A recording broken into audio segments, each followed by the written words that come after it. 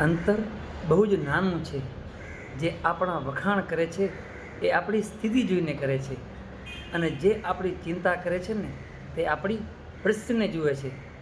જય શ્રી રામ. વળી હું ભરત પટેલ તમારા માટે મસ્ત વાત લઈને આવ્યો છું. વાત છે વસંતની. વસંતને એક ખૂબ મોટો મેડિકલ સ્ટોર, અને મેડિકલ સ્ટોર ખૂબ દિલથી કામ કરીને ચલાવતો રહ્યો, અને આસ્તે આસ્તે એને 10 થી 12 વર્ષનો અનુભવ થઈ ગયો, અને મેડિકલ સ્ટોર પણ ખૂબ મસ્ત રીતે ચાલતો, અને વસંત પણ ખૂબ દિલથી મહેનત કરતો. તે એક દિવસ એવું થયું કે ગ્રાહક એના પાસે આવે તો ખરેખર દિલથી વસ્તુ આપે. જે પણ વસ્તુ આપે ને ફટાફટ વસ્તુ આપે, ઝડપી કામ કરે અને સારું કામ કરતો. એમ કરીને વસંતની છાપ છે ને ગ્રાહકોમાં દિલ પર છવાઈ ગઈ. બધા એમ કહેતા, હે રામ. બધા વસંતને એમ કહેતા કે તો બહુ મસ્ત કામ કરતો, અને વસંતના વખાણ થતા ને વસંતને મજા આવતી. અને વસંત પણ આ કામ છે ને 10-12 વર્ષથી કરતો ને તેના કામમાં પણ બહુ ચપળતા અને સ્થિરતા આવી ગઈ હતી. બસ આસ્તે આસ્તે વસંતનું નામ બહુ સારું થવા માંડ્યું, અને વસંતનું કામ એકદમ પરફેક્ટ હતું.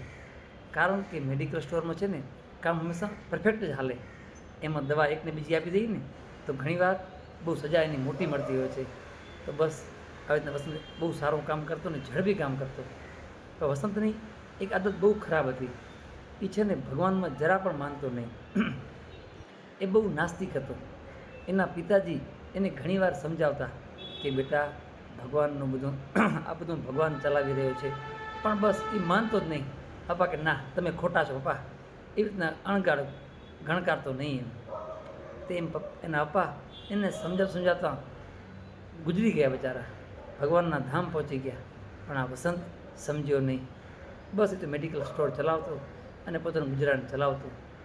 ઘણા એને માણસો પણ કહેતા, કારણ કે દુકાન હોય ને તો ભગવાનની પ્રતિમા હોય, ફોટો હોય, એક મંદિર હોય, તો બધાને કહેતા કે કેમ, તો બધાને એમ જ કહેતો કે હું ભાઈ કોઈ ભગવાનનો માનતો નથી, હું નાસ્તિક છું, એમ કહેતો.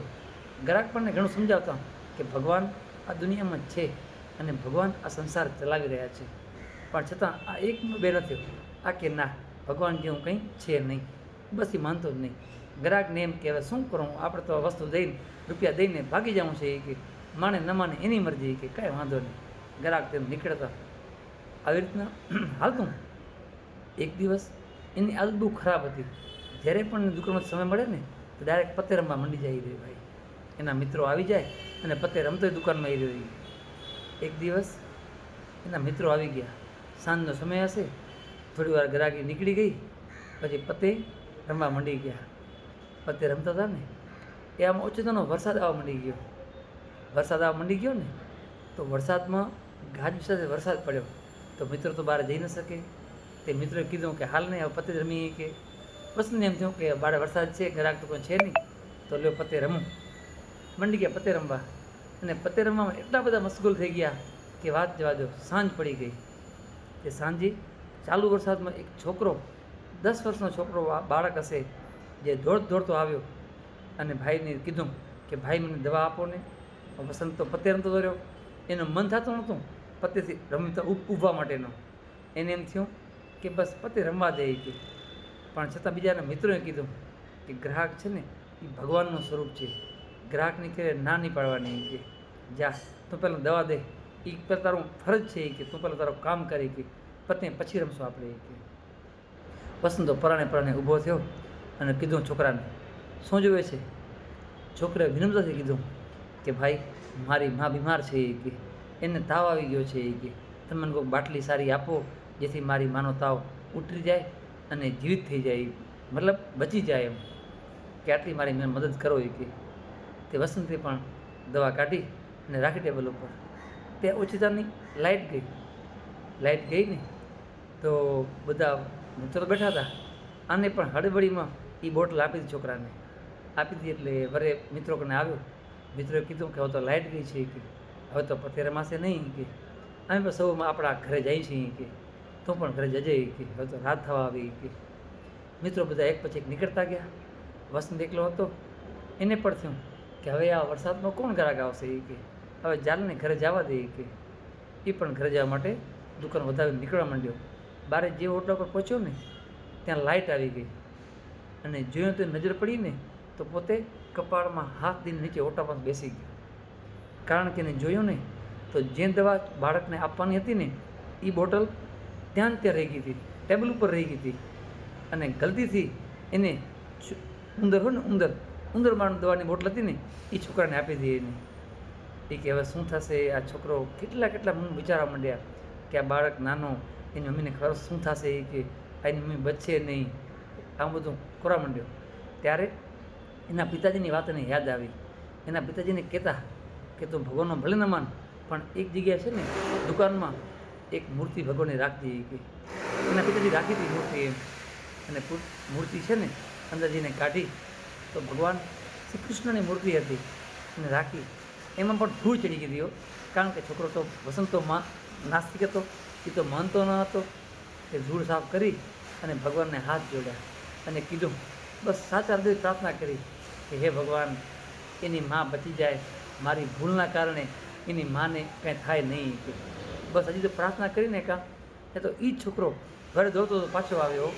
એ કે અંકલ મને હજી દવાની બોટલ આપો નહીં. કે તે આ પણ હાંફતે ગયો, બેટા શું થયું? એ કે તો કે તમે જે પણ દવા આપી હતી ને એ છે ને હું કે દોડતો જતો ને મારી મમ્મીને પાવા માટે, કે આંગણામાં વરસાદના કારણે પાણી ભરેલું હશે. એ કે તે હું પડી ગયો અને દવા બોટલ પણ ફૂટી ગઈ. કે અને દવા બધીમાં ઢોળાઈ ગઈ. કે છોકરે કીધું કે કાંઈ વાંધો નહીં બેટા, એ દવા છે ને પછી તું જઈને સાફ કરી નાખજે, વાંધો નહીં. કે તો કે અંકલ મારે હજી દવાની બોટલ જોઈએ છે. કે મારી પાસે રૂપિયા પણ નથી. કે વસંતે કીધું કે કોઈ વાંધો નહીં બેટા, તું દવા લઈ જા, અને હજી પણ કંઈ જોતું હોય ને દવા તો લઈ જજે. કે કોઈ ચિંતા ન કર, તારે મમ્મી સાજી થઈ જશે. કે દવાની બોટલ આપી છોકરો નીકળી ગયો. વસંત વરે ભગવાન કને આવ્યો, કૃષ્ણ પરમેશ્વરની મૂર્તિ સામે હાથ જોડીને કીધું, ભગવાન તમે દુનિયામાં છો. કે હું આટલાથી હું જ સમજતો કે ભગવાન જેવું કંઈ છે નહીં. કે પણ મને આ જ ખબર પડી કે ભગવાન દુનિયામાં છે, ભક્તિમાં શક્તિ હોય છે. હું નાસ્તિક ફરતો હતો પ્રભુએ કે આજ તમારી લાજ રાખી. કે બસ આવું ભગવાનને કહેવા માંડ્યો અને ભગવાનને દિલથી માનવા માંડ્યો. આપણા બધા આપણે બધા એ ઈશ્વરના સંતાનો છીએ. એ પરમેશ્વર રામના સંતાનો છે. બસ આપણે એ વાતને માનીએ છીએ. પણ અમુક ઘણા માણસો એવું માને છે કે આવું કંઈ હોતા હશે, એ કે ભગવાન જેવું કંઈ હોતું હશે. અરે ભાઈ, આ પાંદડા ઉપર જે ઝાડમાં બાંધ હોય ને એ પણ નથી હલતા એમને એમ, ભગવાનની મરજી વગર. માટે પરમેશ્વર હોય છે એ સત્ય છે અને આપણે માનવું જ જોઈએ. કારણ કે એ પરમેશ્વર છે ને સૌના બાપ છે, આપણે એમના સંતાનો છીએ. આ સૃષ્ટિ એ ચલાવે છે. ભરોસો બનાવી રાખજો, કૃપા જરૂર વરસશે. બસ આ વાત નાનકડી હતી, પણ એક આમાંથી કાયમ શીખ લેવા જેવી છે કે ભગવાનને હંમેશા માનવું જોઈએ. ઘણા લોકો બહુ ભક્તિભાવ કરતા હોય છે, એને બહુ ધન્યવાદ છે. પણ અમુક લોકો એવા પણ હોય છે કે જે બિલકુલ માનતા નથી. આ વાર્તા ચોક્કસ સાંભળે અને આગળ શેર જરૂર કરજો, જેથી કોઈના જીવનમાં બદલાવની પ્રક્રિયા ચાલુ થાય. બસ મારો એ જ હેતુ છે. જય શ્રી રામ, જય શ્રી કૃષ્ણ, હર હર મહાદેવ.